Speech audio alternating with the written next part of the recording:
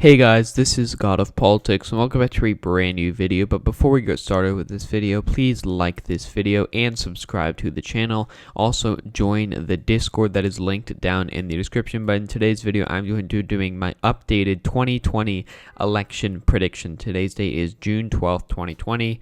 We have around 5 months until the election, and I'm going to be predicting how the election map will look come November. So if you've been around this channel for a while, I've been doing my battleground maps and predictions. So my battleground map was at the beginning of the month, and that is the state of the race right now. If the race were held today, how would these states go? But again, that's not really how it works.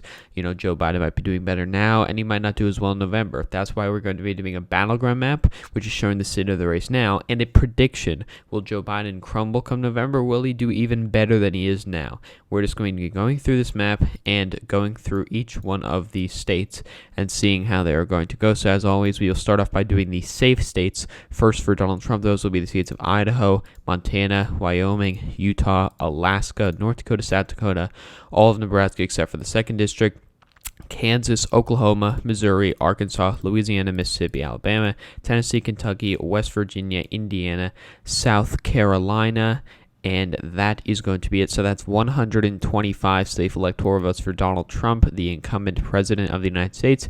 And for Vice President Joe Biden, former Vice President Joe Biden, the safe states for him will be Washington, Oregon, California, Hawaii, Illinois, New York, Vermont, Maine's 1st District, Massachusetts, Connecticut, Rhode Island, New Jersey, Maryland, Delaware, and D.C. So that is 183 safe electoral votes for Joe Biden and the Democrats here, and 125 safe electoral votes for Donald Trump and the Republicans. So now we'll start doing the likely margin states, the states that will go between 5 and 10 points. First for the Republicans here, the first state is going to be the state of Iowa here. Iowa is a state that went to Obama by 6 points in 2012 here, and then it trended heavily to the Republican column, going to Donald Trump by 8 percentage points here.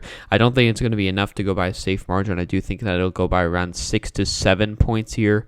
You know, a lot of the polling data so far has shown that it's a bit closer, but I do think that come election day, it will be a bit more large of a margin. You also have some Democratic congressmen there, congresswomen, congressmen, and an open seat, which could boost turnout amongst Democrats, but it's not going to be enough to make the state too competitive here. I do believe it will go to Donald Trump by 6 to 7 percentage points.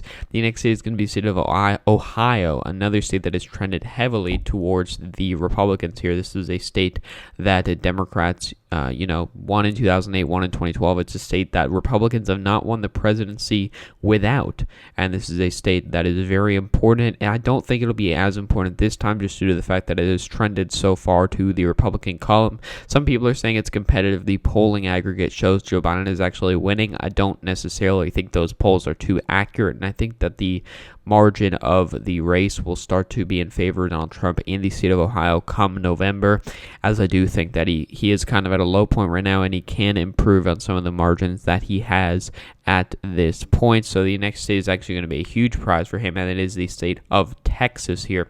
Texas is quite an interesting one. I do think that when it's all said and done, Texas will go by around 5 to 6 percentage points. I'm trying to, I've been a bit conservative in my viewpoint of how much Texas is going to trend. I was originally saying that it would go to Donald Trump by around 7. It went to 9. It went by 9 to him in 2016.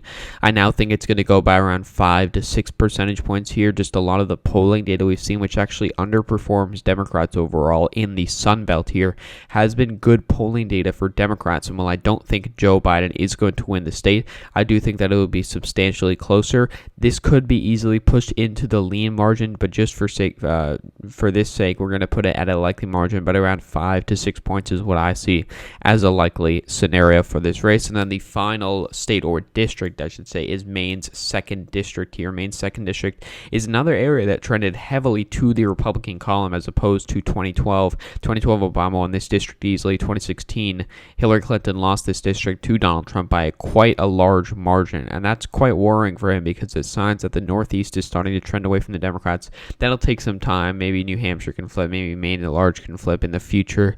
Some other states like Connecticut, New Jersey, Rhode Island will take a bit longer than that, but could follow a similar path. But Maine's 2nd district is a very rural area that Donald Trump does well in. I don't think he'll win it by as much in 2016, just because he's not going to win by as much if he does win overall. And so that's why I do think that it will be a likely margin as opposed to what it was a safe margin last time.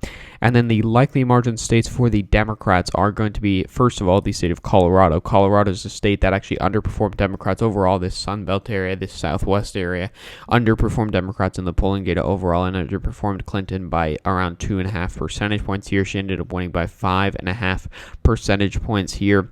It has a very liberally skewed electorate. It has a lot more Latino people. It has a lot of suburban people, which is going to be good for Joe Biden in this state. You also have a very high-profile Senate race here, and I do think that the state will go by a likely margin as it has been trending blue for quite a while here. The next state just to the south of it is going to be the state of New Mexico. What you saw in 2016 was that Hillary Clinton won the state by 8 percentage points, with Gary Johnson getting 9% of the vote. And a lot of people are saying, Donald Trump will get most of the Gary Johnson vote, and if he can have a good night overall, he can flip New Mexico. I don't see that as a likely scenario, because if you look at a lot of the Gary Johnson voters, they are former Republicans that voted for Gary Johnson when he was their Republican governor, that became Democrat, that went back and voted for Gary Johnson, who was their liked Republican governor, around now running as a Libertarian. But these people truly are Democrats. Democrats have won all the districts in all 3 congressional districts here. They've won the Senate races here. It is a very Democratic state. And while I don't think it'll go by a safe margin, I think it'll go by around a very similar margin to last time, just because Joe Biden is not doing as well with Latino voters, but he is making up for that by doing well with some other demographics of voters, like suburban areas, things like that. So that's another likely margin state for him. And then the final state that I believe will go by a likely margin for Joe Biden is the state of Virginia. Virginia is a state that has kind of, it trended away from the Republicans very fast here. And that's quite an interesting thing to see, because it proves to you that trends are real. Virginia used to be a state that went heavily Republican every election. Even Bill Clinton did not win Virginia either times here, and he won in landslides both times. Barack Obama won Virginia in 2008 for the first time since the Democrats won in 1964 in their landslide with Lyndon B. Johnson against Barry Goldwater here. And so Virginia is a state that's trended heavily blue, even more now. With Tim Kaine as the vice president, which I don't think made a difference in the state of Virginia.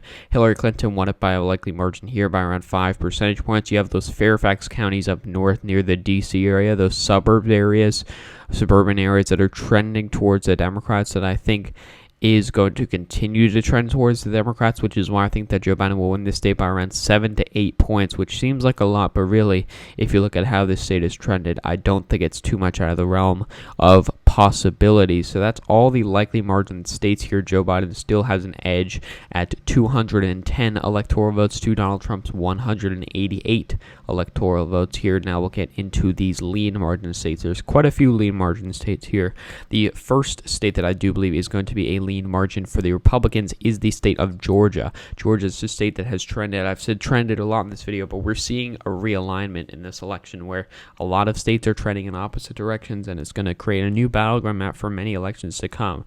Georgia is going to be an integral part of that realignment. You have many suburban areas, and what the special thing is about Georgia is that Republicans are really maxed out in a lot of these rural, small counties around the state, but Democrats have so much room to gain in these suburban areas. Cobb County, Forsyth County, Gwinnett County, those kinds of areas, and then those are the heaviest populated areas too. And if Republicans are maxed out in the rural areas, Democrats have a lot to gain in the biggest counties. That's going to help them a lot. I've put this at a tilt margin before in my battleground maps. Well, I don't think it'll be a tilt margin come election day. This is going to be a very interesting state to come. 2024, I do think it will go to the Democrats. This election, I do believe that it will go by around 2 to 3 percentage points to the Republicans here. And that is actually going to be all of the lean margin states for the Republicans here. They don't have any lean margin states left. But for the Democrats, I do believe, first of all, we'll go to the smaller area. Maine at large will be an area that goes to the Democrats by a lean margin. I do believe that it will be by around 4 to 5 percentage points. I do believe Maine's second district will trend a couple points to the blue column, and Maine's at large will trend like maybe 1 or 2 points to the red column. Maine first district, will trend a couple points, 1 or 2 points to the red column here, and pushing Maine at large to be going by around 4 to 5 percentage points here. Again, this is an area Donald Trump might try to campaign in a lot, but I don't think that he's going to end up winning it. As for New Hampshire, the next state, I do believe New Hampshire will be a lean Democratic state. New Hampshire is a state in which you see that, actually, let's just put this in a lean margin. New Hampshire is a state in which it was the closest in terms of the raw vote total in 2016. Hillary Clinton barely won the state. She didn't campaign there too much. It's a very small state, so if you hold a couple rallies there, you can convince a lot of voters. As for the electorate, you can convince 100 voters. That actually makes a difference in this state because it's a small state. It did trend a lot very red in the 2016 election. I don't think it'll continue to trend red. I do think it'll trend a little bit back to the Democratic column here, pushing that into the lean margin here. The next state I actually believe is going to be lean is the state of Michigan.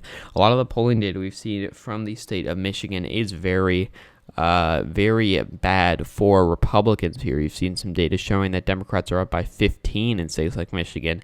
People are saying that the Trump campaign's all but given up on the state of Michigan here. It's a state that went by the least in terms of percentage-wise. We talk about New Hampshire going by the least in raw vote total. Michigan was the least percentage-wise.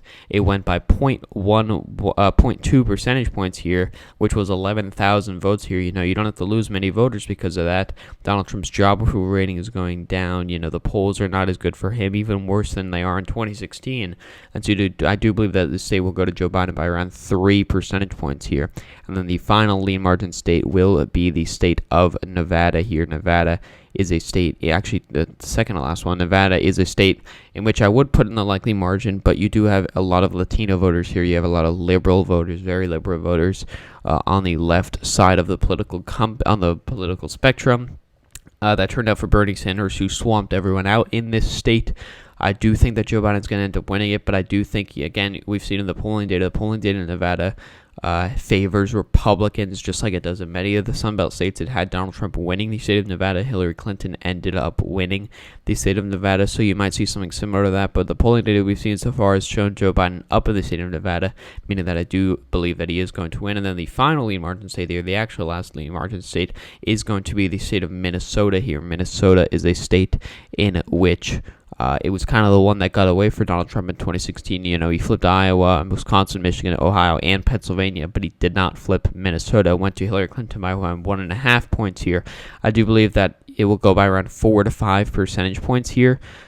After what we've seen with all these riots and then the protests and things like that, some people are saying that it could make it closer, but Donald Trump's response to it has not been too popular here, which is why I'm still putting it in the Democratic column. And if I do believe that Michigan is going to flip by a lean margin, I'd have to put Minnesota in the lean margin as well. So after the lean margin states, Joe Biden is at 248 electoral votes, Donald Trump is at 204 electoral votes. Now getting into the tilt margin states here.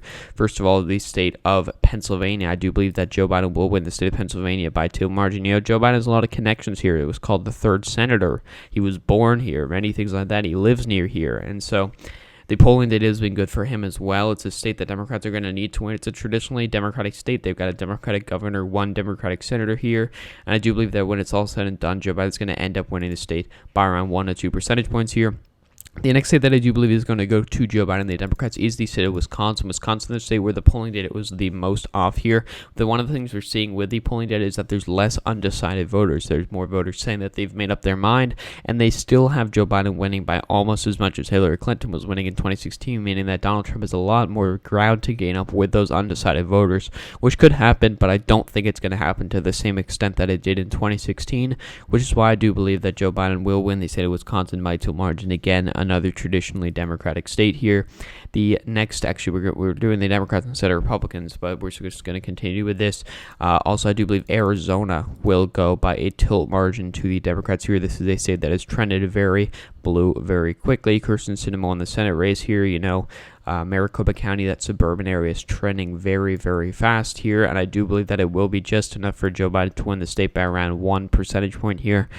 This is the start of another national realignment where the Democrats do very well in the Sun Belt and maybe end up losing the Rust Belt overall, but this election could be good for Democrats here in terms of this, and that's all the Democratic tilt states. Joe Biden's at 289 electoral votes here. Donald Trump, I do believe, will win Nebraska's 2nd district, a suburban district that I do believe will be closer than 2016, but will be close nonetheless, going to Donald Trump by a tilt margin. North Carolina state with a lot of suburbs, but a lot of areas for Republicans to gain here. It's a state that I do believe could be a lot more competitive in the future, maybe even the tipping point in the future, but it is a state that I do believe will go to Donald Trump by a tilt margin. And then the final state is the state of Florida. At my battleground map, I put this as a tilt Democratic state, but I do believe that the fact that they do love incumbents here, it is Donald Trump's home state. There's a lot of factors going for him in the state. It will propel him just over the top in the state of Florida, but it is going to be razor thin. It could decide the election when it's all said and done, but in this scenario, it doesn't. But yeah, this is how I do believe that the election map is going to be 289 electoral votes for Joe Biden, 249 electoral votes for Donald Trump. This would be an election that's very historic, making Joe Biden the 46th president of the United States. Many things could change with this map. I can't predict everything, but this is my prediction based off of June 12th, 2020. So thank you all for watching this video. Please like this video and subscribe to the channel. Join the Discord that is linked down in the description. So again, thank you all for watching, guys, and I will see you guys later.